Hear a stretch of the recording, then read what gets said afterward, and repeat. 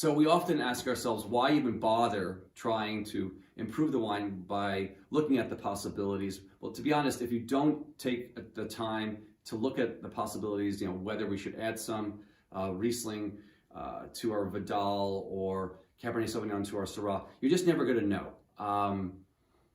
And often the case is even a small percentage, 2 or 3%, will make a huge difference in the quality of the wine.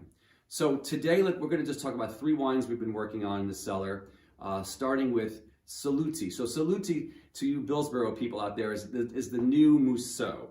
This year it's a Riesling-based wine, and I was looking for some possibilities in the cellar. We actually happen to have a little bit of Gruner kicking around, Austrian white that's pretty popular now in the Finger Lakes, and we dabbled with the lower end of the percentage curve, and we ended up landing on 5%.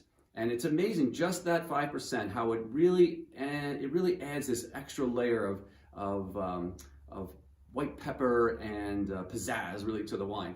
And frankly, if we didn't take a chance and look at that, we would be, I'm sure, pretty happy with the wine as it is. But it's a good example of how looking at all the possibilities can really improve the wines and make good wines great. And that's really what we're talking about today, is how to take what is probably an acceptable wine and adding a real sort of qualitative difference to the wine.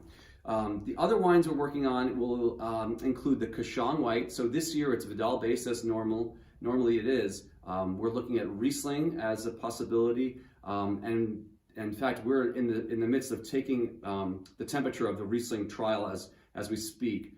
So we're looking at lower percentages, probably 5 or 10% in that range, and we'll check back with you to tell you where that came down. The last wine right now is our Rosé blend. So this year, the Cabernet Syrah blend was not co-fermented.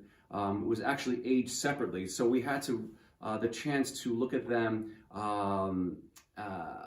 as with much more of a range of possibilities. So instead of the 50-50, which the last 2 vintages turned out to be, we're looking now at more of a 70-30 percentage, 70 on the Cabernet side. So it took quite a while to come to that determination, but with lots and lots of tastings and repeating the results, we're quite happy with that percentage.